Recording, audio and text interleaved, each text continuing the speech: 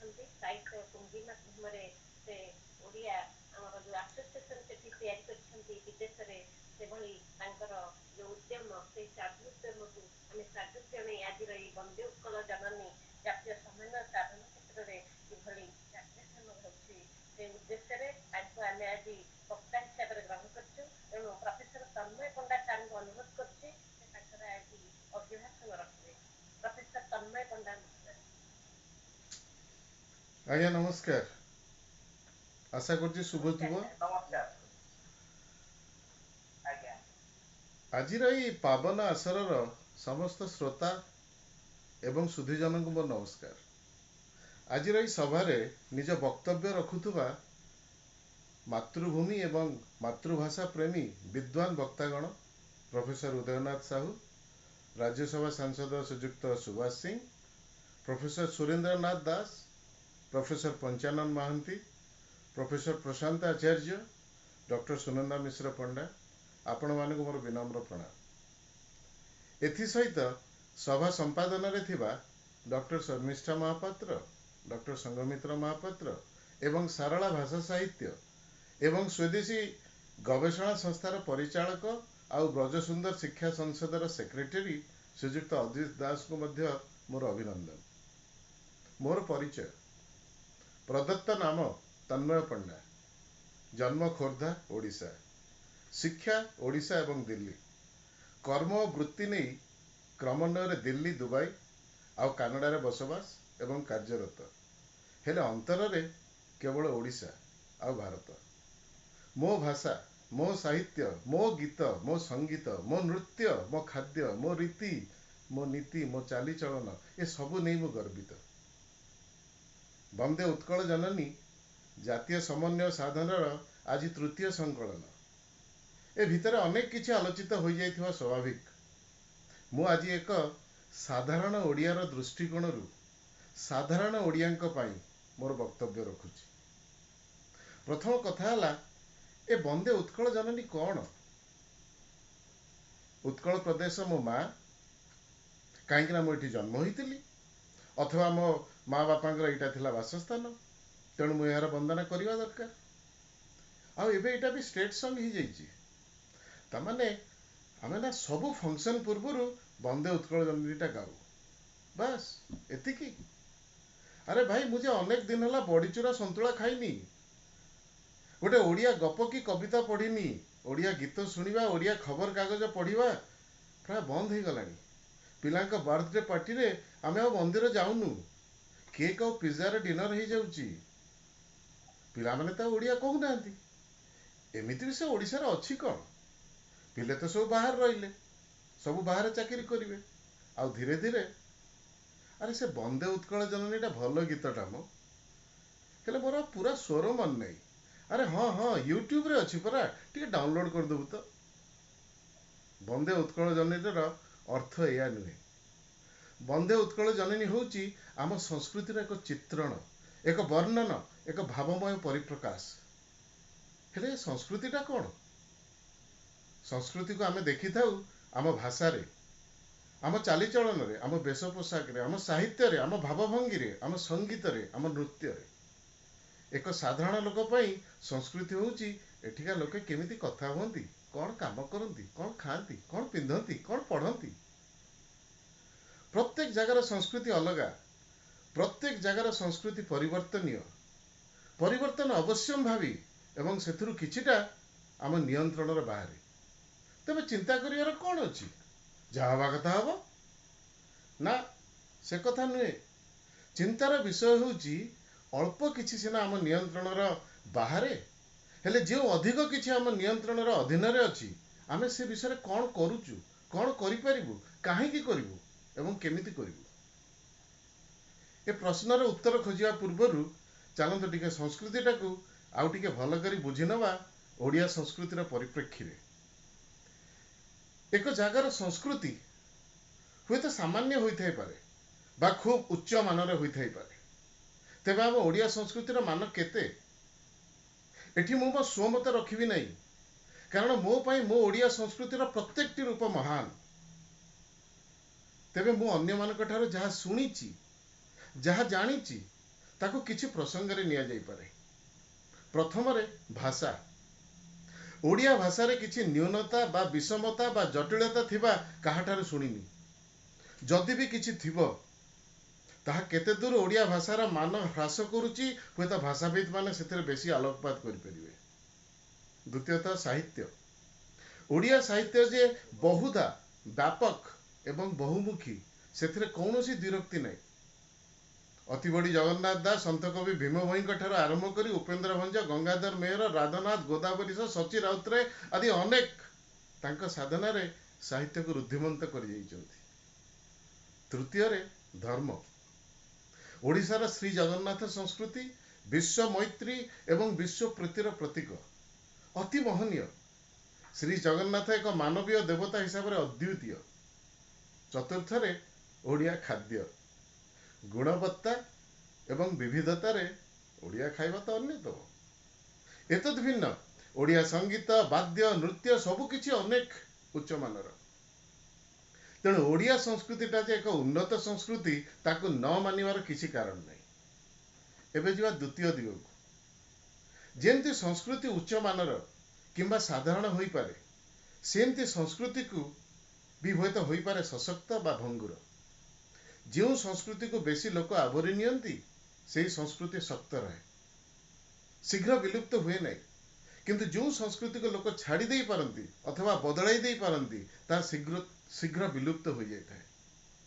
ଆମ ପାଇଁ ଏବେ ଚିନ୍ତାର ବିଷୟ ହେଉଛି ଓଡ଼ିଆ ସଂସ୍କୃତିଟା ଏବେ ଆଉ ଶକ୍ତ ହୋଇନାହିଁ, ବରଂ ବଡ଼ ଦ୍ରୁତ ଗତିରେ ଦୁର୍ବଳ ହେବାକୁ ଲାଗିଛି।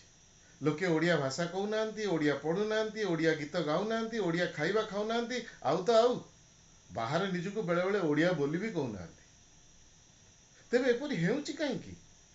ତା ପାଇଁ ବି ଜାଣିବା ଦରକାର ସଂସ୍କୃତି କିପରି ଗଢ଼ି ଉଠେ ଆଉ କିପରି ଆମ ଭିତରେ ଉଜ୍ଜୀବିତ ରହେ। ପ୍ରଥମତଃ ଏଇ ଆମେ ସଂସ୍କୃତି ବୋଲି ଯାହା କହୁଛେ ବା ବୁଝୁଛେ, ଆମ ଚାଲିଚଳନ, ରୀତିନୀତି, ଭାଷା, ସାହିତ୍ୟ ଇତ୍ୟାଦି, ତାକୁ ଆମେ କେତେ ବୁଝିଛେ? ବୁଝିବାର ଅର୍ଥ ହେଉଛି ମୁଁ ଯେ ଏସବୁ କାହିଁକି କରୁଛି ତା ଜାଣିଛି କି? ଆଉ ଯଦି ବା ଜାଣିଛି, ତାକୁ କେତେ ମୂଲ୍ୟ ବା ମାନ ଦେଉଛି? ଆଉ ଯଦି ବା ମୂଲ୍ୟ ଦେଉଛି, ତେବେ କାହା ବାଧ୍ୟବାଧକତାରେ ଦେଉଛି ନା ମୁଁ ଏହାକୁ ବିଶ୍ୱାସ କରେ ବୋଲି ଦେଉଛି? ଏକ ଉଦାହରଣ ଏଠି ଦିଆଯାଇପାରେ। ମୋର ଏକ ଅନ୍ତରାଷ୍ଟ୍ରୀୟ ଛାତ୍ରକୁ ଥରେ ପଚାରିଥିଲି, ଆଉ କାନାଡ଼ା ଆସିବାର ତ 6 ମାସ ହେଲାଣି, କ'ଣ ସବୁ ପରିବର୍ତ୍ତନ ହେଇଛି ତମର? ଉତ୍ତର ମିଳିଥିଲା, ସାର୍ ମୁଁ ଏଠିକି ଆସିଲା ପରେ ଆମିଷ ଖାଇବାକୁ ଆରମ୍ଭ କରିଛି। ମୁଁ କହିଲି କାହିଁକି? ତମେ କ'ଣ ଆଗରୁ ଆଇଁଷ ଖାଉନଥିଲ? କହିଲା, ନାଇଁ ସାର୍, ଆମ ଘରେ କେହି କେବେ ଖାଆନ୍ତି ନାହିଁ। ମୁଁ ତାକୁ ପଚାରିଲି ନାହିଁ, ତେବେ କାହିଁକି ଖାଇବା ଆରମ୍ଭ କଲ? ବରଂ ମୋ ପ୍ରଶ୍ନ ଥିଲା, ତମ ଘରେ କାହିଁକି ଆମିଷ କେହି ଖାଆନ୍ତି ନାହିଁ? ଆଉ ତାର ଉତ୍ତର କିଛି ନଥିଲା। ଅର୍ଥାତ୍ ମୁଁ କିଛି କରୁଛି, କିନ୍ତୁ ଜାଣିନି କାହିଁକି କରୁଛି। ସେମିତି ଆଉ ଜଣେ ଛାତ୍ର ମୋର ଦ୍ୱିତୀୟ ପ୍ରଶ୍ନ, ତମ ଘରେ କେହି କାହିଁକି ଆମିଷ ଖାଆନ୍ତି ନାହିଁର ଉତ୍ତରରେ କହିଥିଲେ, ସାର୍ ଆମେ ହେଲୁ ଜୈନ, ଆଇଁଷ କେମିତି ଖାଇବୁ? ଏଠି ବାହାରେ ଖାଇଦଉଛି, ଘରେ ଗଲେ ପୁରା ବନ୍ଦ। ୟାର ମାନେ ହେଲା, କାରଣ ତ ଜାଣିଛି, ହେଲେ ମୋ ପାଇଁ ତାର କିଛି ମୂଲ୍ୟ ନାହିଁ, ଖାଲି ଜଣେ କିଏ କହୁଛନ୍ତି ବୋଲି କରିବା କଥା।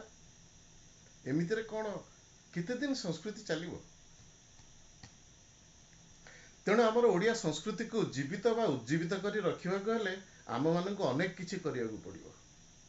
ପ୍ରଥମରେ ମନେ ରଖିବାକୁ ହେବ, ସଂସ୍କୃତିଟା ଟିକେ ପରମ୍ପରାଗତ, ଅର୍ଥାତ୍ ଏଇଟା ଗୋଟେ ପିଢ଼ିରୁ ଆର ପିଢ଼ିକୁ ଯାଇଥାଏ। ତେଣୁ ବର୍ତ୍ତମାନ ପିଢ଼ିର ଗୁରୁଦାୟିତ୍ୱ ହେଉଛି ସଂସ୍କୃତିକୁ ମାର୍ଜିତ କରି ଆଗାମୀ ପିଢ଼ିକୁ ସୁଚାରୁ ରୂପେ ହସ୍ତାନ୍ତରିତ କରିବା। ଏ ଭାରଟା ଏବେର ବର୍ତ୍ତମାନକୁ ଆସିନାହିଁ, ଏ ସବୁବେଳେ ଥିଲା ଓ ରହିଥିବ।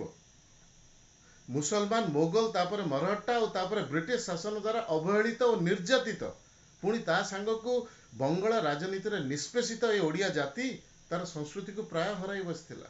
ଆଉ ସେ ସମୟର ବର୍ତ୍ତମାନର ପିଢ଼ି, ମଧୁବାବୁ, ଫକୀର ମୋହନ, ମହାରାଜା ଶ୍ରୀ ରାମଚନ୍ଦ୍ର ଭଞ୍ଜ, କନିକା ମହାରାଜ ଆଦି ଅନେକ ନିଜର ସର୍ବସ୍ୱ ଦେଇ ବଞ୍ଚାଇ ଦେଇଥିଲେ ଓଡ଼ିଆ ଭାଷା ଓ ସାହିତ୍ୟ। କେତେ କେତେ ଆତ୍ମା ବଳି ପଡ଼ିଯାଇଥିଲା ଜଗନ୍ନାଥ ସଂସ୍କୃତିକୁ ବଞ୍ଚାଇ ରଖିବାରେ। ସେ ଦୃଷ୍ଟିରୁ ଆଜିକା ସମୟରେ ଓଡ଼ିଆ ସଂସ୍କୃତିକୁ ଉଜ୍ଜୀବିତ ରଖିବାଟା ବେଶୀ କଷ୍ଟକର ନୁହେଁ।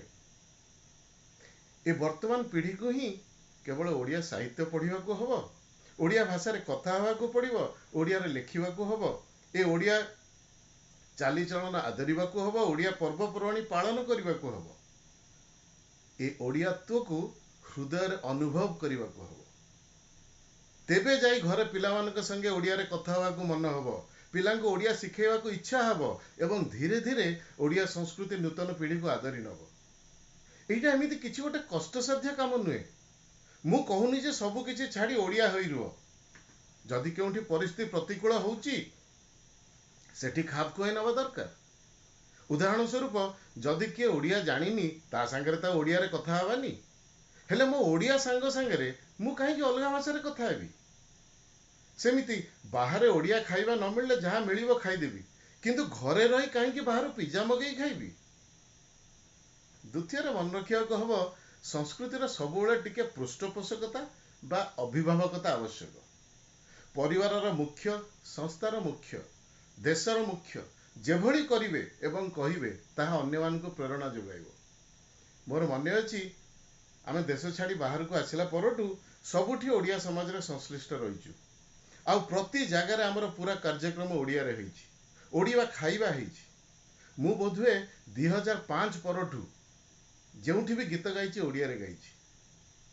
प्रति जगार समस्त को उत्साहित करी ओडिया रे लेखा नहीं स्मरणिकाटिए हेले भी प्रकाश करिछि।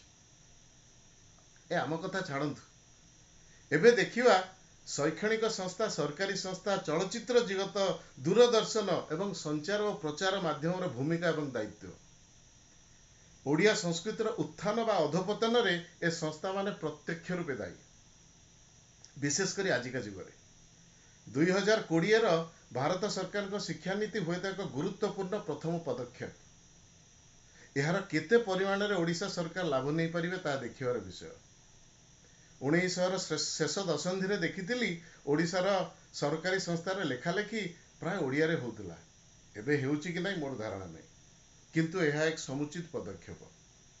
एबे किछि वर्ष होला ओडिया चलचित्र किछिटा ओडिया संस्कृति को प्राधान्य देइथिबार परिलक्षित हेउची। तथापि अनेक किछि करियाको अछि। ओडिया संस्कृति को बजाय रखिबाको हेले ओडियात्व जे रोजगार कराई परिबो से पृष्ठपोषकता सरकार ठारू आसित। आजिर समय रे जेबे प्रत्येक लोक निजर अधिकांश समय निज रोजगार पई दबाको बाध्य होउचंती, एभली पदक्षेप अनेकांशर लोकन को प्रोत्साहित करिवो ओडिया पढ़िबा पई, ओडिया लेखिबा पई। तृतीय रे हमर आगामी पीढ़ी पई ए वर्तमान पीढ़ी तो तांको हिसाब रे जा ठीक भावुचंती करिवे, हेले आमे सब किछि तांको ऊपर लदी देई बसी परिबा नाही। जेउ दिनरु हेतु पाइला सेही दिनरु अनुसंधिष्ठु हुआ, निज परिवार को चिन्ह, निज देश को चिन्ह, प्रश्न कर, प्रश्न करी चल। किए किए उत्तर न देई पारले निजे खोज। अरे संवाद जुगर विज्ञानी पिला तुमको पुणी उत्तर मिलिबोनी, उत्तर मिलिबो ही मिलिबो। आ से जो उत्तर पाइबो सी ही तुमको उपलब्धि देई परिबो तुमे किए, केउ संस्कृति रो आसीच। पढ़ ओडिया, पढ़ ओडिया साहित्य, पढ़ श्री जगन्नाथ चेतना, पढ़ ओडिशा इतिहास, निजे गर्वित हब तुम ऐतिह्य। बहुत समय धरी हुए तो कहीगले ए कथा तो असरती। यही तो केवल वंदे उत्कल जननी उपर आरंभ करी, जहाँ रहीगला आउ केबे। तेबे सारला भाषा साहित्य एवं स्वदेशी गवेषणा संस्था एवं ब्रज सुंदर शिक्षा संसदर समग्र उद्योक्ता मानक मोर सादर प्रणाम एवं आंतरिक धन्यवाद। वर्तमान पीढ़ी हिसाब से आपण माने एक गुरु दायित्व हाथ को नहीं, से पुणी कृतज्ञता एवं मते मोर वक्तव्य रखिबार सुजोग देवा हेतु अशेष अशेष धन्यवाद। नमस्कार।